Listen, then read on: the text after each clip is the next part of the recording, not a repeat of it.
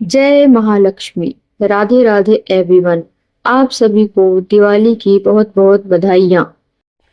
इस वर्ष दिवाली 20 अक्टूबर दिन सोमवार को मनाया जाएगा। पूजन का शुभ मुहूर्त शाम 7:08 से 8:18 तक है। फ्रेंड्स, दिवाली हिंदू धर्म का सबसे बड़ा त्योहार है और इस दिन माँ लक्ष्मी का पूजन किया जाता है। तो आज की इस वीडियो में मैं आपको दिवाली पूजन की बहुत ही सरल और संपूर्ण विधि बताऊंगी। वीडियो को आप अंत तक जरूर देखें ताकि दिवाली पूजा के विषय में आपके जो भी डाउट्स हैं वो सभी क्लियर हो जाएं। तो देखिए, दिवाली के दिन शाम के समय लक्ष्मी पूजन किया जाता है। शाम के समय जिस जगह पर भी आप पूजा कर रहे हैं उस जगह को आप अच्छे से साफ कर लेंगे। कोशिश करें कि उत्तर दिशा की तरफ मुख करके आप लक्ष्मी पूजन करें। उत्तर दिशा भगवान कुबेर की और माता लक्ष्मी की दिशा बताई जाती है, यानी उत्तर दिशा धन की दिशा मानी जाती है। तो उत्तर दिशा की तरफ आप एक चौकी लगा लें। अगर उत्तर दिशा में चौकी ना लगा पाए तो आप पूर्व की तरफ भी चौकी लगा सकते हैं। चौकी लगाकर उस पर हम लाल रंग का वस्त्र बिछा लेंगे। उसके बाद लक्ष्मी माता का और गणेश जी का जो भी आप मूर्ति या फोटो लेकर आए हैं तो आप उसे वहां लगा दीजिए। फोटो कुछ ऐसा लेके आइए, उसमें सरस्वती माता, कुबेर भगवान, सभी देवता विराजमान हो ताकि सबका पूजन आप साथ में ही कर ले, क्योंकि सरस्वती माता और भगवान कुबेर का पूजन भी जरूर किया जाता है। इसके बाद हम चावल की 3 ढेरी लगाएंगे, उसके ऊपर हम लक्ष्मी गणेश जी को विराजमान कर देंगे।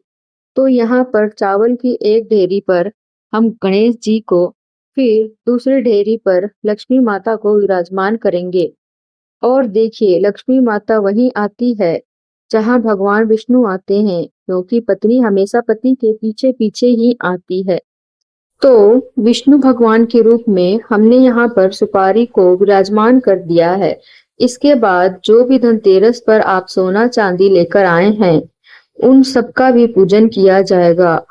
अगर आप सोना चांदी लेकर नहीं आए हैं तो कोई बात नहीं, घर पे पहले से जो सोना चांदी है वह आप ले सकते हैं और कुछ नकदी भी रख लेंगे, यानी लक्ष्मी जी का स्वरूप जो धन हमारे पास है उसका पूजन भी होगा। और जो भी धनतेरस के दिन आप बर्तन लेकर आए हैं, स्टील, तांबा, पीतल या किसी भी धातु का, उसका पूजन भी आप साथ में ही करेंगे। तो बर्तन भी अपने चौकी पर ही रख दिया जाता है। यह सारी चीजें हमें पूजनीय है। इन सब का लक्ष्मी के स्वरूप में पूजन होगा। लक्ष्मी पूजन बहुत भव्य पूजन होता है, तो इसमें कलश स्थापना करना बहुत शुभ माना जाता है। देखिए, कलश स्थापना करना अनिवार्य नहीं है, आप बगैर कलश स्थापना की भी पूजा कर सकते हैं, लेकिन कलश स्थापना करना बहुत ज्यादा शुभ माना जाता है। इसलिए चावल की ढेरी लगाकर उसमें हम अष्टदल कमल बना लेंगे। आप चाहे तो अष्टदल कमल बना लीजिए। 8 लाइन बीच में लगा के बहुत आसानी से अष्टदल कमल बनाया जा सकता है। अष्टदल कमल आप ना बना पाए तो सिर्फ चावल की ढेरी लगा सकते हैं। उसके ऊपर एक लोटा जल हम रखेंगे। इस जल में हल्दी, सुपारी, सिक्के, थोड़े चावल और फूल डाल देंगे। पांचों चीज डालने के बाद आम के 5 पत्ते हम इसके ऊपर रख देंगे। आम के पत्ते ना मिले तो आप अशोका के पत्ते भी ले सकते हैं। पत्तों पर हमने पहले ही तिलक कर रखा है। तिलक करने के बाद हम ये कलश में सजा देंगे। उसके बाद एक प्लेट में चावल भर के रखेंगे। अब उसके ऊपर हमें नारियल रखना है, तो नारियल को पहले तिलक कर लेंगे। नारियल के ऊपर हम मौली बांध लेंगे। वस्त्र के रूप में आप मौली बांध सकते हैं। नया लाल रंग का कपड़ा है तो वो भी आप बांध सकते हैं। अब नारियल का मुख अपनी तरफ करते हुए साधक की तरफ करते हुए नारियल हम कलश के ऊपर रख देंगे। तो इस तरह के कलश की स्थापना हो जाएगी। कलश की स्थापना करके हम हाथ जोड़ लेंगे। अब हमें एक अखंड दीपक जलाना है। दिवाली की रात को अखंड दीपक जलाया जाता है। कुछ लोग यह दीपक घी का जलाते हैं, तो कुछ लोग सरसों के तेल का जलाते हैं। तो थोड़े चावल का आसन देकर फिर हम यह दीपक जला लेंगे। आप घी का या तेल का किसी भी चीज का दीपक जला सकते हैं। यह दीपक पूरी रात जलेगा। दीपक जलाने के बाद लक्ष्मी माता के सामने संकल्प करेंगे, हे लक्ष्मी माता, आज मैं अपने घर में आपका पूजन कर रही हूँ या कर रहा हूँ। आप मेरी पूजा को स्वीकार करें और मेरे घर में वास करें। मेरे घर में अन्न धन की बरकत करें और भगवान विष्णु सहित मेरे घर में वास करें। ऐसा संकल्प करने के बाद जल के छींटे लगाकर फिर सभी को स्नान करा देंगे। फिर वस्त्र की भावना से सभी को हम वस्त्र स्वरूप कलावा समर्पित कर देंगे। तो यहाँ पर गणेश जी को, भगवान विष्णु को, लक्ष्मी माता को, सभी को हम वस्त्र के रूप में कलावा समर्पित करेंगे। लक्ष्मी जी की पूजा में लाल रंग का बहुत महत्व होता है। रोली से हम सभी को तिलक कर देंगे।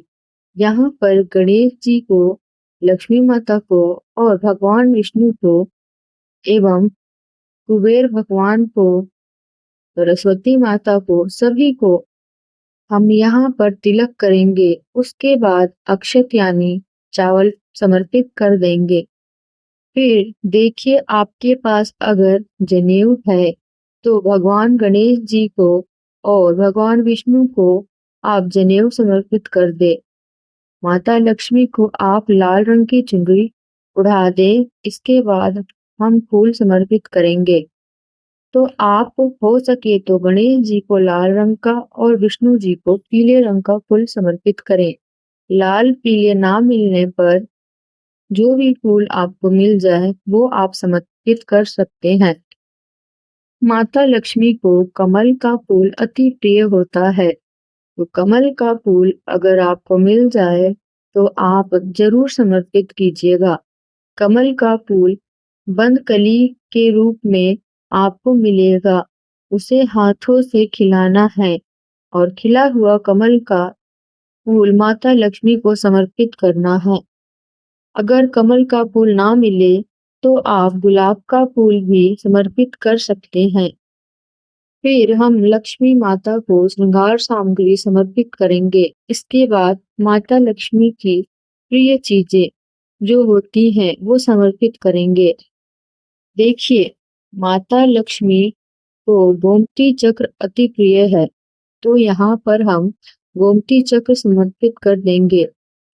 संख्या आप कितनी भी ले सकते हैं, कम से कम 2 जरूर लेनी है। गोमती चक्र समर्पित करने के बाद फिर हम कौड़ी समर्पित कर देंगे। कौड़ी भी माता लक्ष्मी को अति प्रिय होती है, तो यहाँ पर हम कौड़ी समर्पित कर देंगे।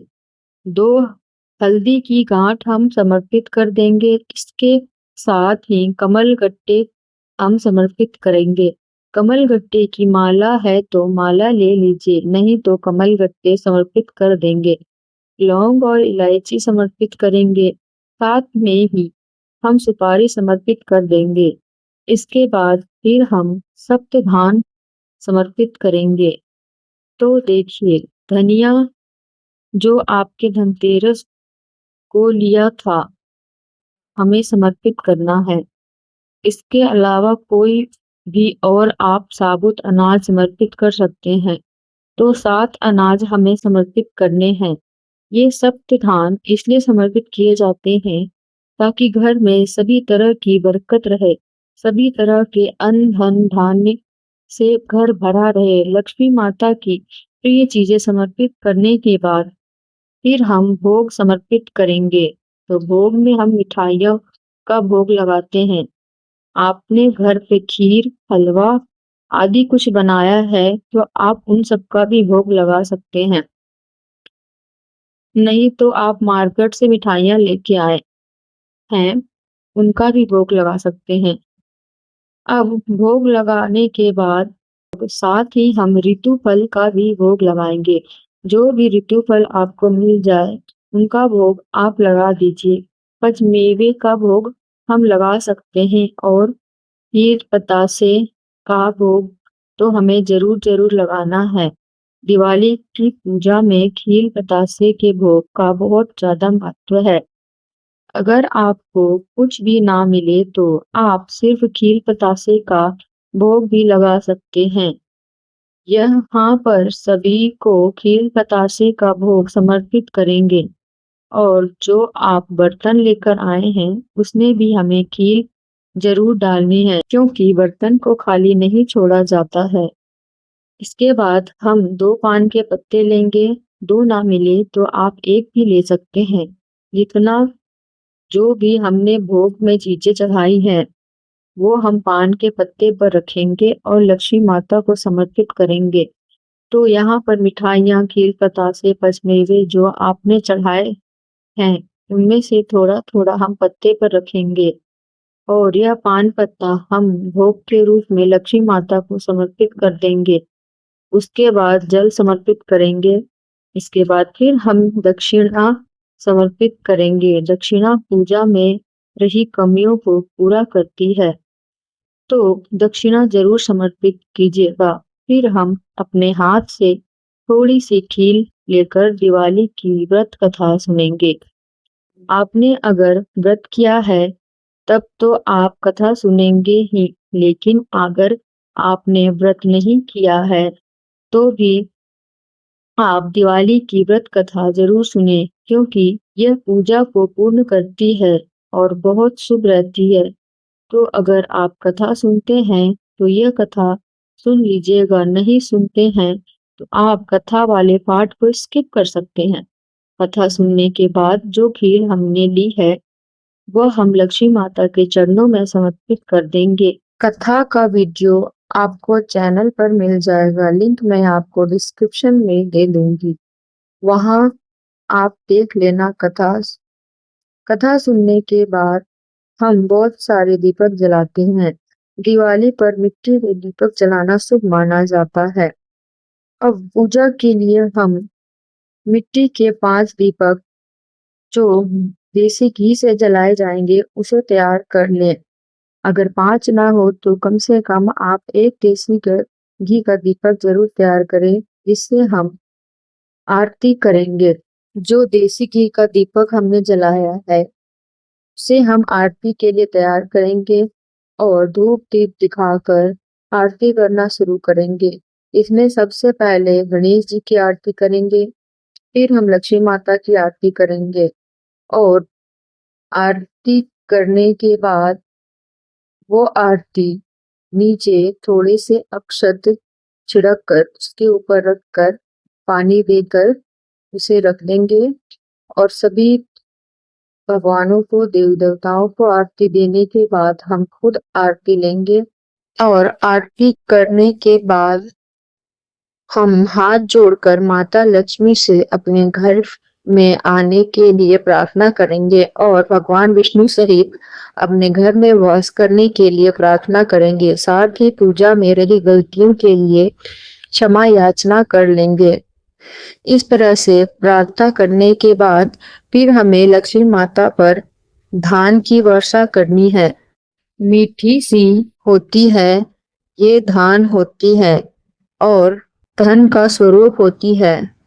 माता लक्ष्मी को अति प्रिय होती है, तो घर के जितने भी सदस्य हैं सब अपने हाथों से इस तरह से ये खीर ले लेंगे और माता के ऊपर लगातार खीर की बारिश करनी है, धान की वर्षा हमें करनी है। धान की वर्षा का मतलब होता है कि जैसे माँ मैं आपके ऊपर ये धान की वर्षा कर रहा हूँ या कर रही हूँ, ऐसे ही आप हमारे घर पर धन की वर्षा कर ही रहना और अपनी कृपा बनाए रखना, ऐसा कामना करते हुए धान की वर्षा करने के बाद हम माता के सामने हाथ जोड़ लेंगे। इस तरह से जो पूजा है वो पूर्ण हो जाएगी। धान की वर्षा के बाद लक्ष्मी पूजन पूर्ण होता है। पूजा पूर्ण करने के बाद जो भी प्रसाद आपने चढ़ाया है, जो भी भोग आपने चढ़ाया है, यह प्रसाद के रूप में घर के सदस्यों को बांट दीजिएगा। उसके बाद देखिए, जब आपको पूजा करें कुछ समय हो जाए, यानी आधा पौन घंटा, उसके बाद हम धन की पोटली बनाते हैं। तो धन की पोटली बनाने के लिए आप कोई भी लाल रंग की पोटली ले सकते हैं, या पोटली नहीं हो तो आप लाल रंग का सिंपल कपड़ा भी ले सकते हैं। इसमें हमें जो भी माता लक्ष्मी की प्रिय चीजें हैं जो हमने चढ़ाई थी, जैसे गोमती चक्र हमने चढ़ाए हैं, कौड़ी, कमलगट्टे, हल्दी, लौंग, इलायची, सुपारी और थोड़ा सा धनिया। जो भी हमने धनिया चढ़ाया उसमें से थोड़ा सा धनिया लेंगे और चांदी का सिक्का हमने चढ़ाया था, वो चांदी का सिक्का लेंगे। हम इन दोनों को उस लाल कपड़े में बांधकर लक्ष्मी माता के चरणों में स्पर्श कराएंगे और थोड़ी देर यहीं पर रख देंगे। कुछ देर बाद हम इसे लॉकर में रख लेंगे और फिर रात को सोते समय हमने जो अखंड दीपक जलाया है उसमें से काजल बनाते हैं। तो कोई भी प्लेट उसके ऊपर उल्टा रख देंगे, थोड़ी देर में काजल बन जाएगा। फिर उसी दिए से चिकनाई लेकर हम यह काजल सबकी आंखों में लगा देते हैं। यह काजल बहुत शुभ माना जाता है। दिवाली के दिन सभी लोग यह काजल लगाते हैं और बच्चों की आंखों में तो जरूर लगाना चाहिए। रात को सोने से पहले आपको ये काजल लगाना है और साथ ही दिवाली पर झाड़ू का भी पूजन किया जाता है। तो हो सके तो झाड़ू का पूजन आप दिन में ही कर ले। सूर्यास्त होने से पहले ही झाड़ू का पूजन करना ज्यादा शुभ माना जाता है। लेकिन फिर भी अगर आप किसी कारण से भूल गए हैं तो रात को भी आप पूजन कर सकते हैं। झाड़ू का पूजन करने के लिए झाड़ू को भी तिलक लगा दें, कलावा बांधें और धूप दीप दिखा दें। तो इस तरह से आप झाड़ू का भी पूजन दिवाली के दिन जरूर करें और हो सके तो सूर्यास्त से पहले कर लें। इसके साथ ही आप अपने घर को बहुत सुंदर सा सजाएं।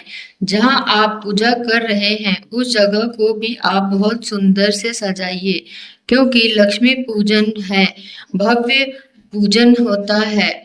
जितना भव्य आप पूजन करते हैं लक्ष्मी माता की उतनी ही कृपा आपको प्राप्त होती है। बहुत दिल से, बहुत प्रेम से हमें लक्ष्मी माता का पूजन करना है। तो फ्रेंड्स, लक्ष्मी जी के पूजन की यह बहुत ही सरल विधि है।